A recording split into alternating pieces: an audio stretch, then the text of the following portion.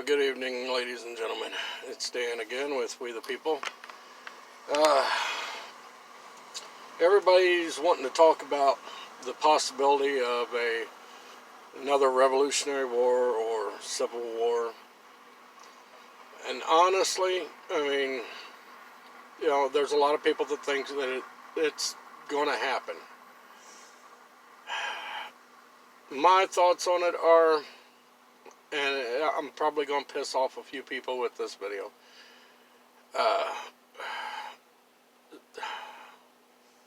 I don't believe that it's going to happen anytime real soon, because while the left-wing radicals are all amped up and wanting to fight and everything, they want to tear down the system and all that, those of us on the right,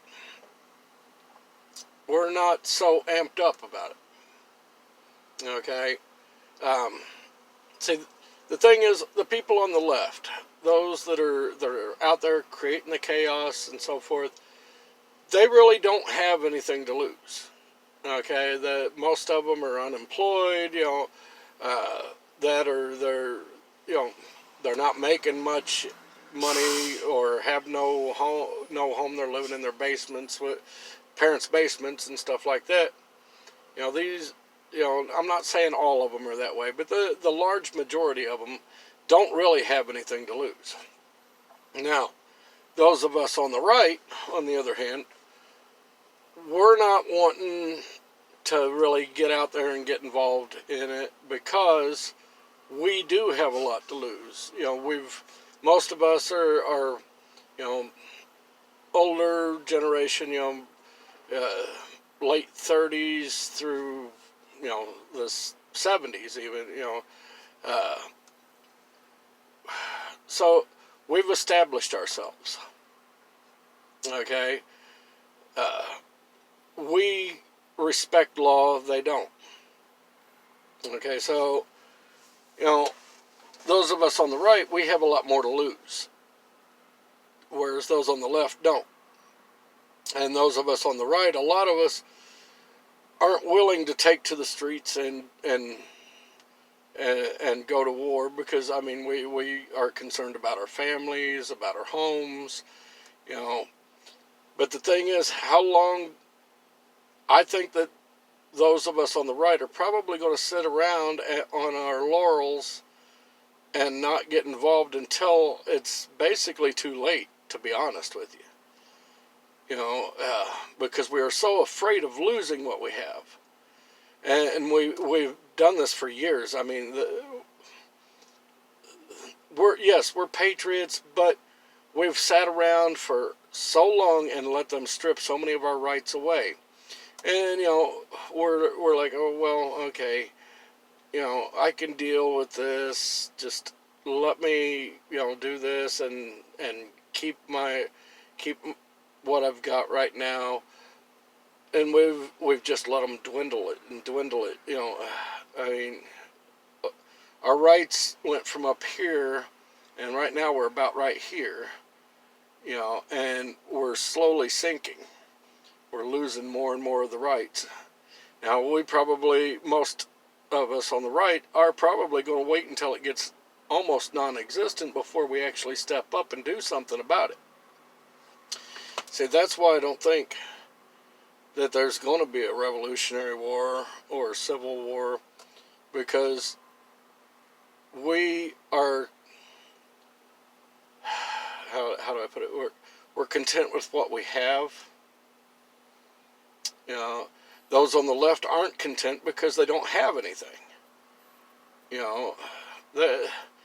Most of them are the younger generation that really doesn't have a whole lot to lose. They don't have families of their own yet.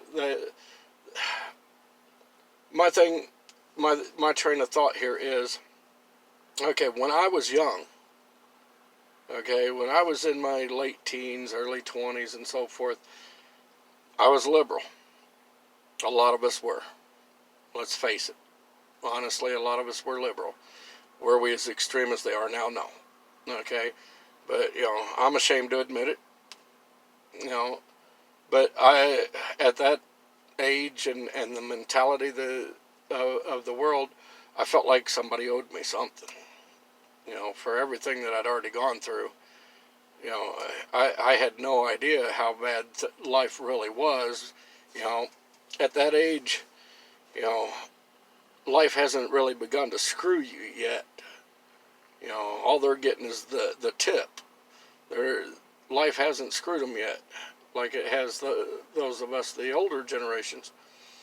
You know, the longer you're alive, the more you learn that you know life life is going to bend you over and give it to you dry. Uh, but see, they haven't learned that yet, and they haven't learned that nothing in this world is free. They still have that mentality because you're growing up as a kid. Everything's pretty much given to you. Your food, your room, your board, your medical. All of that. They have that mentality that they want somebody to take care of them like mom and dad did. You know, I mean, we were all guilty of that at some point in our lives. What they don't realize is how hard mom and dad had to work for all that. You know, I mean, like I said, I'm ashamed to admit at one point, yes, I was very liberal minded.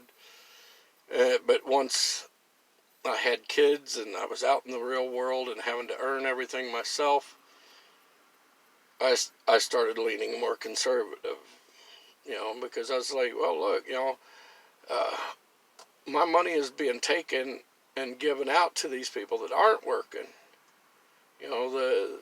The ones that don't want to get off their asses and do anything. You know, I'm ashamed to admit I have some family that are still like that. They believe that you know the government will take care of them, that they're owed this or they're owed that. You know, I lost that mentality back in my early 20s. You know, I was, 22 probably when I stopped thinking that way. But I got married young, had kids young, so I got out and I worked. And the more I worked, the more I started to realize, look, there ain't nothing in this world for free. You know, but see, that's the mentality that the this generation has. The ones that are out there doing all this right now, they have that mentality that everything is owed to them. Their lives are so bad. But they have no idea what a rough life is. I mean, you know,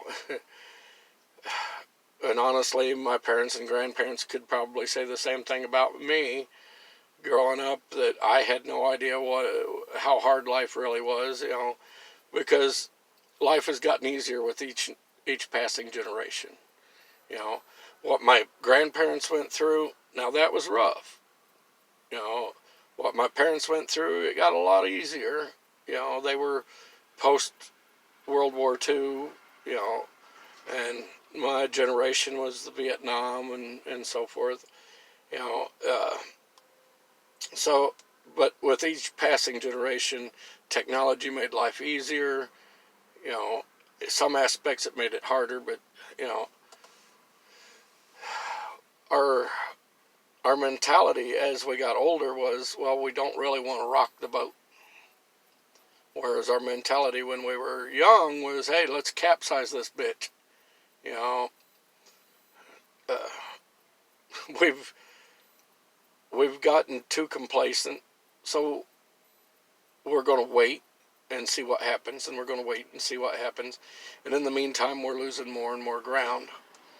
Okay, so by the time everybody does step up and say enough, it's going to be too late. We're going to already have lost the war because we didn't step up and fight the battles. You know, but that's why I honestly don't believe that we will have a revolutionary war or a civil war, because by the time we all step up, it's already going to be too late. We'll already be under that heel and being crushed. You know, I'm not calling for violence in any form, but, you know, I just want people to think, okay, how long are we going to wait, and how much are we going to take, and how much are we going to let them take before we do finally say enough? Are we going to wait until it's too late? Or are we going to, stand up and do something about it?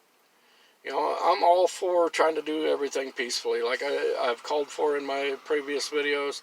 Get a hold of your senators, your congressmen, hell, your mayors and governors and everybody in politics. Let them know what your thoughts are. Make your feelings known. But if that doesn't work, well then, what does that leave us? And how long do we wait to see if that works before we actually do something about it? Like I said, I'm not advocating war. I'm just like most of you. I've got a lot to lose. I've worked very hard my entire life. I'm comfortable. I'm not where I'd like to be, but I'm comfortable again. I struggle still, just like a lot of you do. And there's bills that I can't pay sometimes. And I'm still working myself to the bone. And with every day that goes by, my health gets worse. By the time everybody stands up and says enough, I may not even be able to. I mean, how many more of our freedoms do we just let them dwindle away on us? I mean, over the last few years, we've watched, especially this year, we've watched our First Amendment rights be dwindled away to where they're practically non-existent now. Our Second Amendment rights, we keep letting them put more restrictions. They keep infringing on them more and more and more. Every day they infringe on them in another form. I mean, I remember back when I was a kid, you could go into a hardware store and buy a Freedom Stick without a license. You just go in and say, hey, I'd like that one there. You slap down the money, they give you the Freedom Stick, And then they started enacting more and more laws, and you had to get a FOID card and a concealed carry card, and you had to get fingerprinted and background checks, and then they started saying, well, this is an assault weapon. You don't need an assault weapon. Who are you to decide what kind of weapon I need anyhow? And what classifies as an assault weapon? An assault weapon does not exist. A weapon doesn't assault anybody. It's the person wielding the weapon that does the assault. An inanimate object cannot do an assault. Okay, it's just sheer stupidity. I mean, I've watched them ban freedom seeds of different types, different varieties over the years. I've watched them infringe more and more upon my Second Amendment. I watched them infringe on my First Amendment, the 14th Amendment. I mean, before long, we're not going to be a nation of freedom. And it scares me to think where this country's going. And none of us are going to be standing up anytime soon and saying, hey, I've had enough. That's why I love, like John on Prepper Nation, I do. I respect the man. But I disagree. There's not going to be this big revolution. We're going to sit in our comfort zone. We're going to wait, and we're going to wait, and we're going to wait. And by the time we finally do something, it's going to be too late. I mean, I don't want to be like those on the left. I don't want to go out into the streets looking for trouble. Honestly, I don't. But on the other hand, I don't like the idea of letting them get away with doing these things. Uh, I mean, myself, I'm willing to lay down my life for my freedoms and for the freedoms of my kids, my grandkids, and so forth. You know, I have no you know no problem with that. You know, I mean, death's going to come for me soon enough anyhow, so I'm not that worried about dying. I've made my peace with my maker, and if I die, I know where I'm going, and I'm not afraid of death. I've never actually been afraid of death. I mean, I've come close. Hell, I've been declared dead a few times, and miraculously, I come back to life. I mean, it's funny.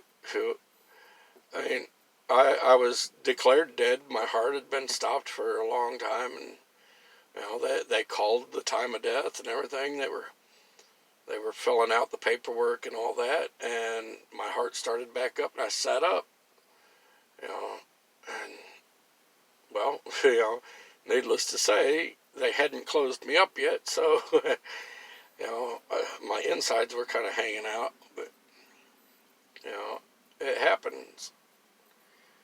Uh, I've seen the afterlife, and I know that it's real, and I can tell you that yes, there is a heaven, and yes, there is a hell. And science might disagree with me because they'll say, well, that was just your mind and what you wanted to happen, and your mind was protecting you and all that kind of bullshit, But I've seen hell. I wasn't, how do I put it? I wasn't exactly a good guy for a long time. I did a lot of bad, and I wasn't repenting about it whatsoever. You know, and so when I died, and for those few minutes, I seen what hell was like. And when I came back, I was terrified, and that made me think, and it made me get my life back to where it should be and get right. You know, because let me tell you, that was the scariest thing I've ever seen in my entire life. And my imagination isn't good enough to come up with what the things I've seen. Honestly, I mean, my mind couldn't comprehend half the stuff I saw. You know, so I know if I couldn't think of those things and I couldn't comprehend some of the stuff I was seeing, there is no way that my mind made that stuff up. My imagination isn't that good. And honestly, a lot of it I couldn't even begin to describe to people. It was that horrific. Now, see, when it happened a second time, I didn't go to hell the second time. I seen what heaven was like. And trust me, that's where I want to go. And not everybody gets into heaven. I know that there's going to be quite a few of my family members that didn't make it.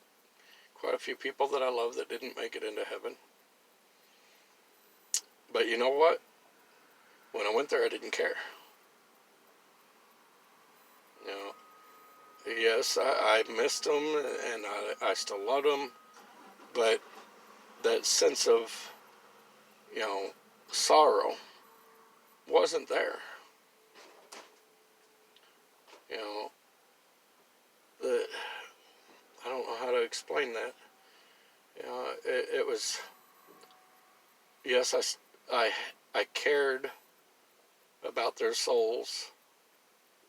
But at the same time, it didn't affect me like it does here. You know, here you would weep and feel the sorrow, anger, pain. I felt none of that up there. So yeah, that's where I'd rather go. And I'm going to tell you now, it's not your actions that get you into heaven. No. You can do all the good works that you want here on earth. It's having a repentant heart. You know, get right with God. Tell him, you know, he knows that you're human. He knows that you're going to make mistakes. But he still wants you to come to him and tell him, I'm sorry. Forgive me. You know, that's all he's asking. That's why he died for us. It has nothing to do with us per se, as far as our salvation goes. Well, there's nothing that we can do except to tell God, I'm sorry. Help me. Help me to get my life the way that you want it, God. And I'm going to mess up a lot. I mean, we're all going to. None of us are perfect. You know. Now, do I believe in organized religion? Not anymore. I'm an ordained minister, honestly. I don't practice because I've seen organized religion. I've been a part of organized religion. And organized religion, honestly, in my opinion, draws more people to hell than it leads to heaven. You know, you get all these people that think they're better than everybody else, you know, because, oh, I've gotten right with God. Oh, no, you have not. I'm sorry, but you have not gotten right with God if you think that you are something special because you've repented and, you know, you think you're getting into heaven. You know, you're condemning yourself to hell. Okay, when you start judging other people, God said, however you judge a person, so shall you be judged. Okay, so, you know, I sat there and I watched the congregation judge people that came in because of how they were dressed or what their hair looked like. You know, just what kind of car they drove. God don't give a rat's ass about any of that. Okay, he honestly don't. He don't care what you look like, what you drive, you know, how your hair's styled or not styled. None of that matters. What matters is having a repentant heart and asking him to forgive you and asking him to help you. You know, ask him into your life. He'll come in, he'll help you to lead a better life. I may not be perfect, and I understand that, and so does God. But he knows where my heart lies. I screw up all the time. I lay my head down of a night. I ask God every night, forgive me. Help me to do better tomorrow. That's all we can do.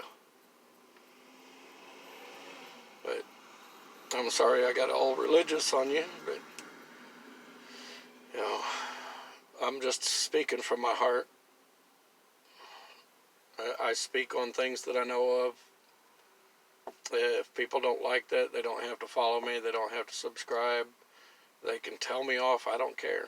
You know, these are my life experiences and my thoughts on things. You know, so I hope that I've helped somebody out there. You know, like I said, if my life experiences can help just one person, then it's all worth it. You know, if one person can stop themselves from having to go through the things I've gone through, or, you know, help them to get their life straight, or whatever. As long as it's a positive influence, I got no problem sharing my most intimate details. Oh, but this is Dan with We the People Prepping. If you've enjoyed my conversation and my ramblings and my content, please hit the subscribe button, give me a thumbs up, share my content with others. I wish each and every one of you a blessed night. I thank you for listening to this old man. We'll talk to you later. Bye-bye.